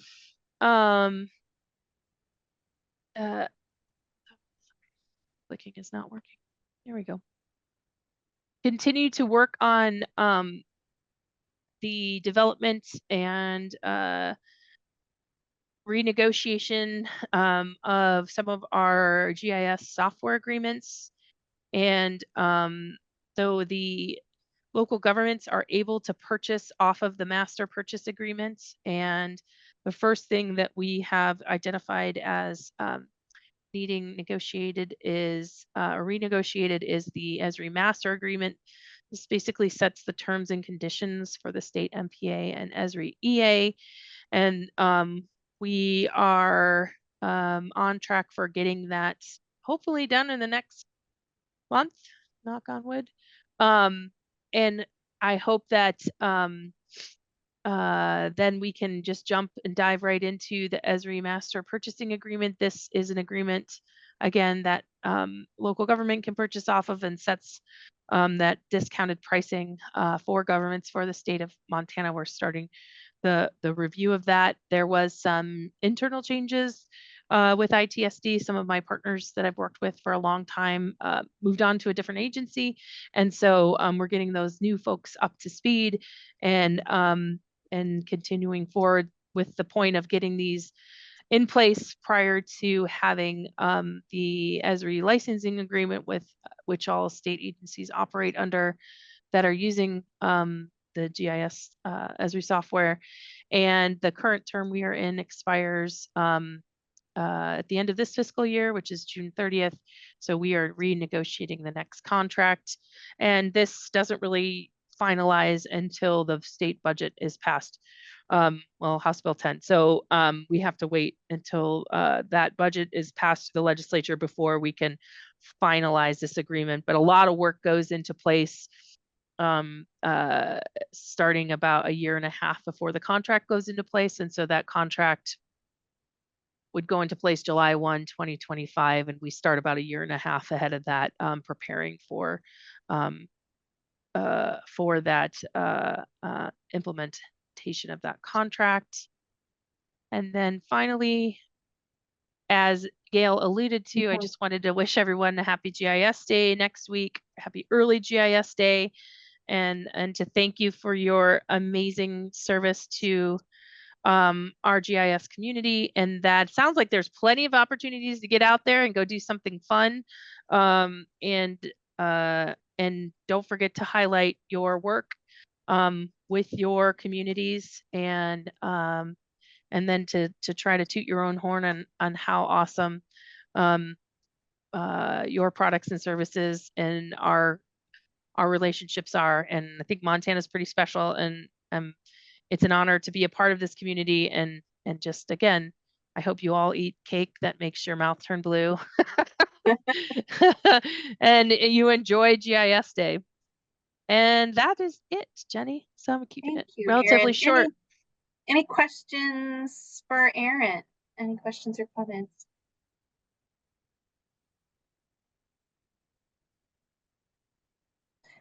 I want to note just a couple of comments from the chat. As we were wrapping up the discussion about the Geospatial Information Plan, Maureen commented, would a survey 123 to previous grant recipients for feedback be supported by the council? I think that's definitely something for us to think about as we're wanting to better understand the impact of the grant program. Maureen, I suspect maybe that's what you were thinking, just helping us to make sure that we're collecting that kind of information. Yes, that was it. Great, appreciate that thought. And then Evan commented that Troy was elected the secretary of the Montana chapter of the American Water Resources Association. So I think Troy was on. Troy, if you're still on, congratulations. We wish you the best in that role. I just wanted to mention, it was noted in the memo about the upcoming meeting dates. The next legislative session does start on January 6th. The governor will be releasing his budget tomorrow. We are not really anticipating any changes in our overall budget from the last biennium outside of just some of the typical inflationary adjustments that are made in the budget, but we'll know more when we see that final version tomorrow. And then we are actively monitoring the sort of draft legislation and titles for proposed draft legislation that are coming out of the legislature at this point. I think they're up to over 1,300 bill draft requests already at this point. So one of the things that I do on a regular basis is just keep tabs on those and flag any that look like they might be ones that we want to monitor or potentially provide advice or feedback on if they're having implications for the geospatial community or might benefit from geospatial analysis. So that's something that I will actively be doing between now and the end of the legislative session. So look for information about the session from us, and certainly if there's anything that we need to communicate to you, we will always do that in a timely manner.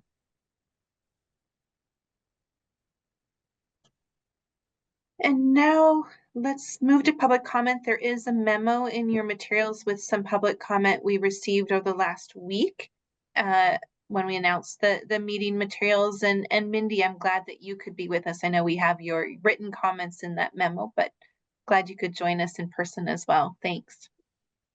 Yeah, thanks for holding the meeting and for all your work. Would you like me to Please go ahead. Say my comment? Sure.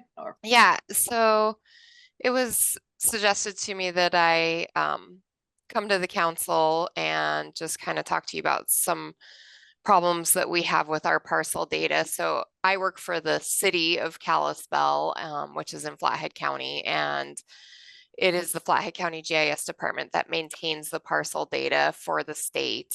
And just the parcel accuracy, the spatial accuracy is really poor. And that's been going on for a long time. It's kind of funny because I used to be the manager of the county GIS department, and so I've been kind of asking the cadastral drafter there to clean up the data for a long time, but there used to be 2 and they've had a reduction in staff, and now there's only 1, and I think she's just totally overwhelmed, and we haven't seen any improvements in the parcel data. And would it be okay if I shared my screen to just kind of show you what the data looks like? Or do you want to see? Yeah, I think Yeah, let me make you a co-host so you can do that. Give me 1 second. Okay, you should be able to now. Okay. So let's see here. So yeah, this in kind of the light blue is where we have the roadways in the parcel data, but you can see that they're totally off of the roadways, and the roadways are, 50 feet off. So it gets really confusing trying to figure out what's going on when this is the roadway here, but the parcel data shows it here. So this lot goes for this house, and then you try to keep track of what's going on as you move down a block, and it's really hard to tell, and you can't do any spatial analysis. We just did all of the lead and copper inventory, and so we've got GPS data for our water service lines, but the parcel data is so bad we weren't able to like do the spatial analysis that we needed. So like this parcel goes for this house, and likewise. So this entire parcel is for this H-shaped house, and then north of that, it's so hard to tell what's even going on. And it's like that throughout town. So even in areas where there's like quite a bit of green space around, which I actually offered the county to see if I could help them just redraft, because this is just golf course up in here. And I don't know what happened. So I thought that might be an easy place to just kind of redraft, but they decided they wanted to keep the drafting in-house. So like this lot right here goes for this house. Yeah. And this lot is for this house. And so, but when you just kind of look in the middle, you don't really maybe notice that as much. Like this might kind of make sense. You might think that this house is to this lot, but it's not, because this house is not even on a lot. Those are duplexes, of course. So anyways, I guess my question mainly was just kind of around, I listened into what you were saying about the grant fund, and the count fund sounds low.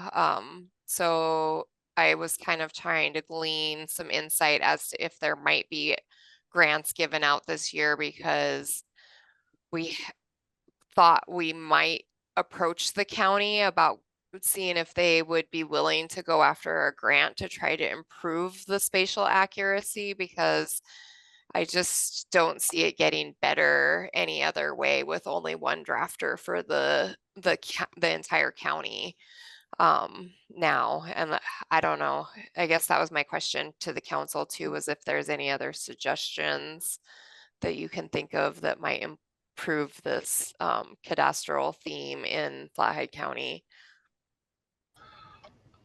Well, let me ask real quick. I mean, so Mindy, yeah, I was, even before you started sharing your screen, I was up there looking around, and I'm like, those are like massive shifts of entire neighborhoods. And so I guess my first question is that was there a shift in control in some of that area? So that's where I would be like, you know, No, did the CAD NSDI have a massive change in control up in that area, which I would, you know, pose that to, I guess, Jeff Hedstrom and just say what happened in that area. Because I mean, before you left, I mean, I'm sure that this entire area was probably way more aligned than it is now.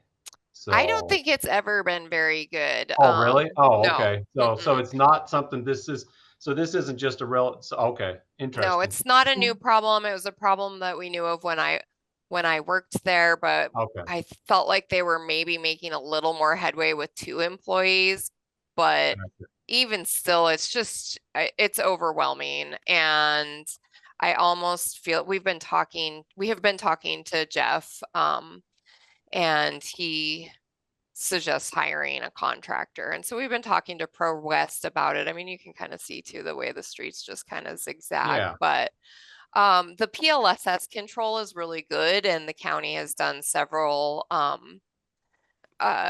projects with the state to just the county was originally using their own control base. And so when I was the manager, we did a project with them to sync up our control so that we weren't using different, because we had a land surveyor that was using GMM way back when. And so the county's data like predates the state data, and which was then became a problem when the state's data states started having data because we had different data. So yeah, we did that work to try to get onto the same control base, and the PLSS is really good. In fact, they even said they think we might have one of the most accurate PLSS in the state. That's what they said at the time. I don't know if that's still the case, but it's the drafting inside of the PLSS. So, I mean, this is just really bad. And so I don't know. I don't think the county is overly concerned with it. They aren't really using the parcel data in a way with other types of data, like, we're working for the city. We've got, all of our city infrastructure, sewer, storm, water, and none of it lines up. But the county is not using that kind of stuff. They're just using like district boundaries and legislative district boundaries and things comprised of the parcels, but they're not really concerned of the 50-foot shifts that we're seeing. So yeah, with the reduction in staff that they've had, I just don't think it's going to get any better. It's interesting. You get outside the city limits and you have a lot more alignment with it looks cleaner outside the city limits.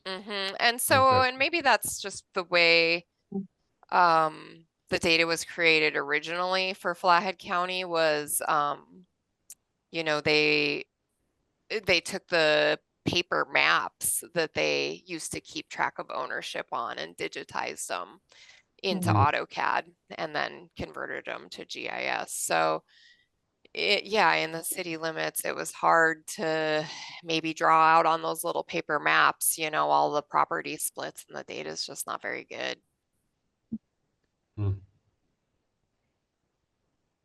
So I don't have any great solutions. Like I say, I tried to offer the county to see if they would help me redraft areas, but they didn't want to do that either. And I don't know that I really have the time anyways in my workload, but I mean, I would like to see the data improved. So, but it seems like they might need a little encouragement to try to clean up the data and maybe some ideas now that, especially now that they only have one drafter. And so I guess our idea was to, if there was maybe a possibility of a grant and grant funds available this year, that maybe now would be a good time to approach them and say, hey, maybe we could go after a grant, and I'd be happy to administer it and or do whatever I can to help, you know. And we've been talking to Pro West about to try to get a cost estimate for what it would take to clean up like the 4 PLSS sections that comprise the city of Kalispell, or the downtown city of Kalispell. So I don't know, that's kind of. Yeah. Mindy, I appreciate you being here and bringing this to the attention of the council and our attention. I think it's a pretty safe bet that there's not going to be a grant cycle for this coming fiscal year, and we'll keep monitoring revenue and what comes out of the legislature to verify that. And I think we hope by January or March that we can make a final determination on the timing of when we will reboot the grant program, when we feel confident that we have the finances to do that.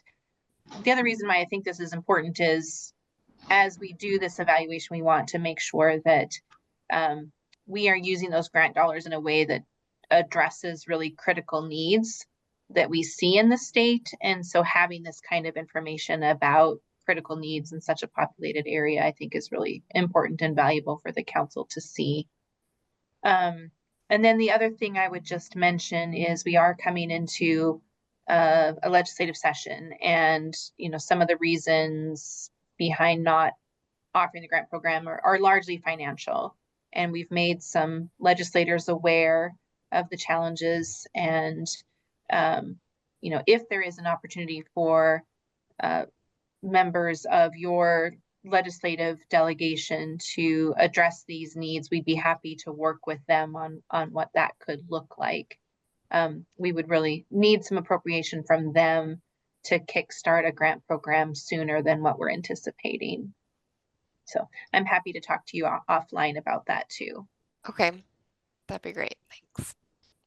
I would just like to reiterate that we, Mindy did, make us aware of the issue. Actually, we've been aware of the issue for a while.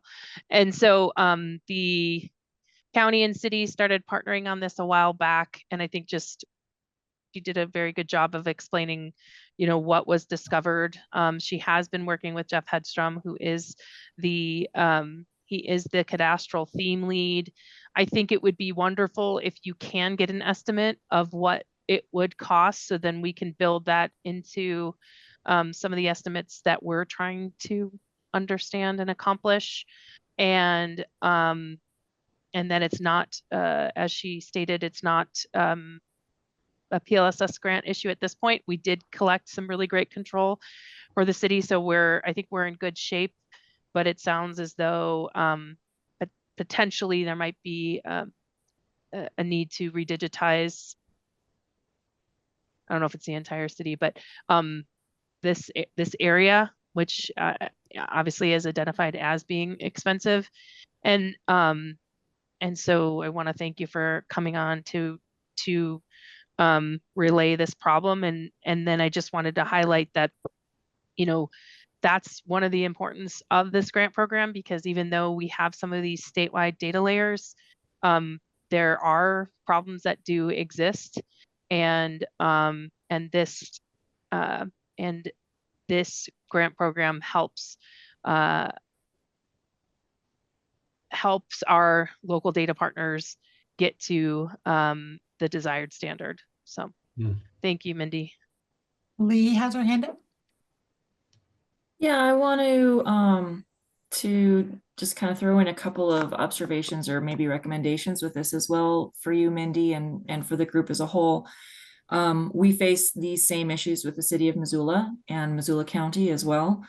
And Mike Snook at the county has been working for many years to correct this at the county level, and it has taken probably, I think we've been in conversations about it for about 5 or 6 years now. It's taking a really long time, but I'm not criticizing or anything. It's just the way this work goes, especially if you're not hiring a consultant. But the point of what I wanted to make is that one of the things that we're talking about for moving forward with this is the county is redrawing and recreating the cadastral layer within parcel fabric environment, and within pro and kind of that new parcel fabric environment. And what our plan is with that, and this is something that you can maybe explore with the county, Mindy, and what you is that moving forward, once that new cadastral parcel fabric is released, then we're going to our intent is to co-author it with them, so that the city staff are drafting and drawing in the parcels within the city limits within the county's data set. So we'll co-author the same parcel fabric, reduces their workload, and ensures on our end that we are getting the quality and the accuracy that we're after as well. And again, reduces that duplication of effort where we're maintaining our own cadastral layer and the county's maintaining their own, and then pushing that up to the state so we all get onto the same. So I just offer that as an idea to think about, working towards some collaboration with that moving forward, if they might be open to that once you have a new base of data. And also making sure that that's something that you want to keep in mind, making sure that as you're looking at the vehicle for getting that created, that you're looking at that parcel fabric and everything to be able to facilitate something like that. Yeah, we'll just have to. It's a lot. I mean, yeah, like I say, I did already offer to them to help them redraft some areas and they declined. So,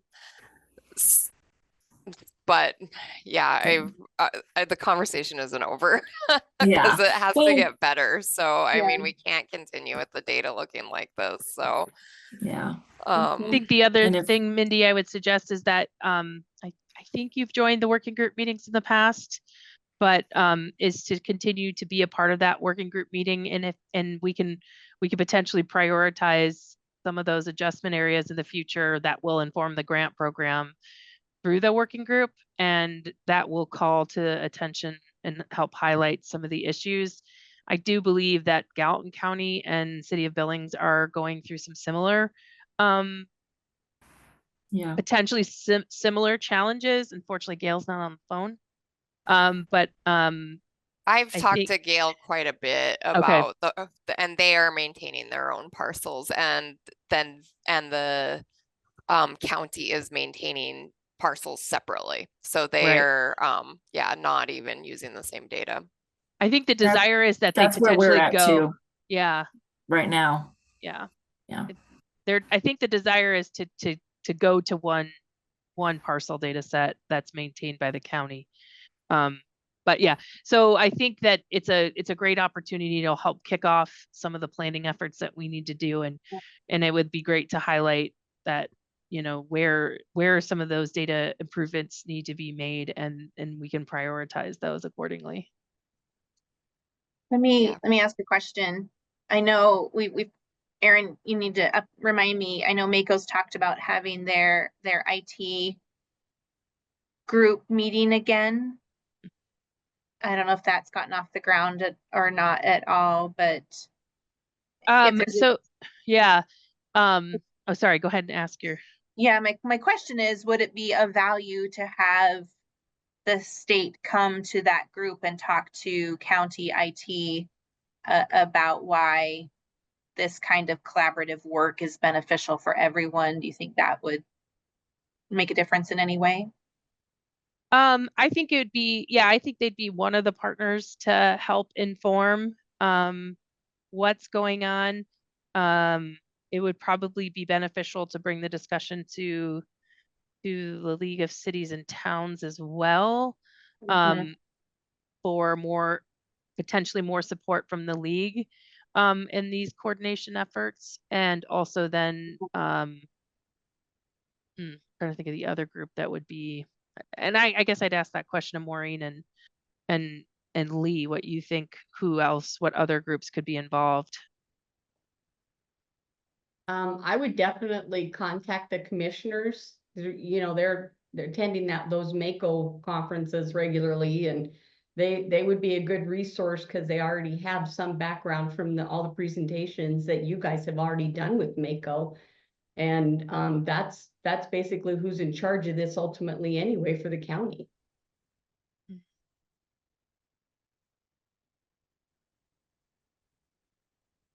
So and- for Oh, go ahead, Mindy. for the populated areas, so Missoula, you're doing some parcel maintenance, and Billings is also, you said, and then Bozeman is. And what about Helena? Yeah. We don't do anything here. Okay. We way back when Zim set it up that we rely on the state cartographer Okay. for our region, for the Department of Revenue cartographer in our region does all the Yeah. work.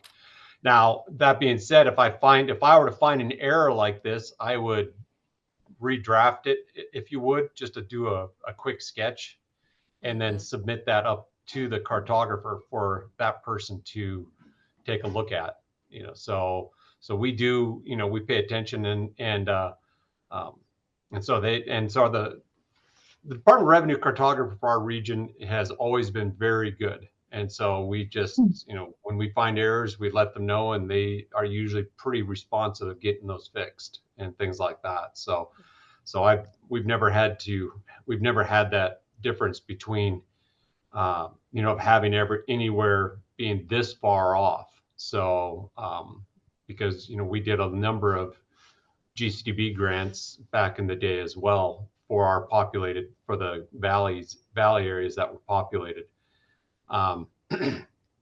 I looked into doing it, where the county, our office would take over doing some of the parcel maintenance, and it would have required at least an FTE for us. And so, yeah, and that's what that's why I ask, is because my higher ups are like, we don't have the staff to do that, but yep.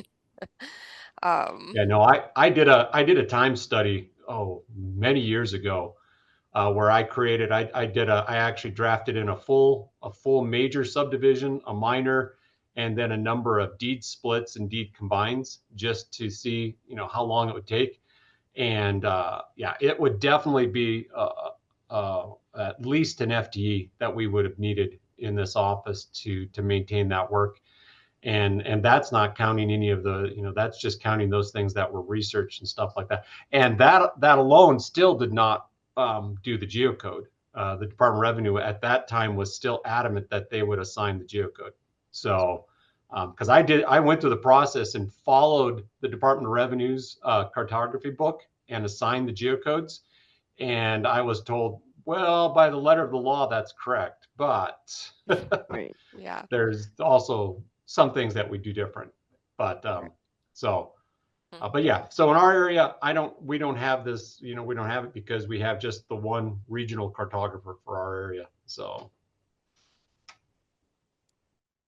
Okay, well, those were some helpful ideas. So thank you for taking the time to look at my concerns, and we're just gonna try to keep the conversation going, I guess, and see where we end up. But yeah, the Pro West was gonna get us a quote by the 22nd of this month, Erin, too. So I can send that over to you and Jeff when I have it. And that sounds good. Yeah. Glad you could be here, Mindy. Thank you. Thank you. Is there any other public comment? Is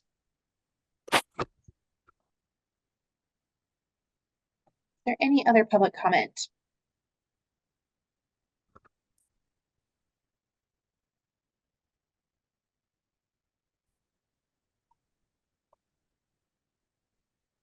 All right. Hearing none. Reminder that our next meeting then will be January 16th. Do look for information from Erin about a meeting in December to continue work on the Geospatial Information Plan, and have a very, very happy Thanksgiving. Thank you all for joining us. thank you. The meeting's adjourned. Thank you.